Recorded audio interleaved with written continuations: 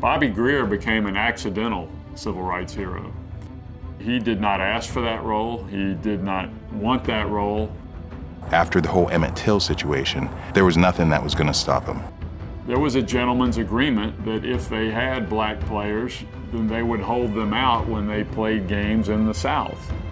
Just the act of it itself was monumental. Even though he may not have understood it at the time, others definitely did.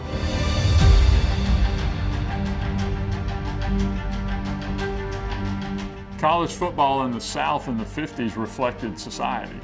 Not a lot of black fans. College football was not open to them. Sports led the way for a lot of things. Segregation was one of them, led the way. The Sugar Bowl committee actually came to West Virginia to watch West Virginia play Pitt in the backyard brawl, but Pitt beat West Virginia, and then they offered it to Pitt.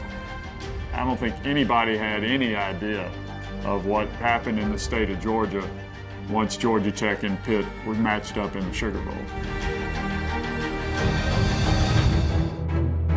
The governor of Georgia stepped in. He was very much an opportunist. He didn't want Georgia Tech to play in the game. To him, in the context of 1955 Georgia politics, you didn't really hate blacks. You know, they weren't worthy of hatred. The team was all behind me, and they said if I didn't go, they weren't playing. They began hanging Governor Griffin in effigy. They vandalized the state capitol. They tore parking meters out of the street. And the students were like, we don't care who they bring down. This was the message that the university president had to the governor, saying, listen, we can do this. We don't need you to inflame the situation. I'd love to know how Blake Van Leer came to that decision. Obviously, just by saying that, you get a sense of the man and what he thought about segregation. It's near game time. Time to start the 22nd Sugar Bowl Football Classic. Bobby Grier's generation accepted that prejudice because that's what they grew up with. And they fought it as best they could and fought it in a way that would be foreign to the way people think today.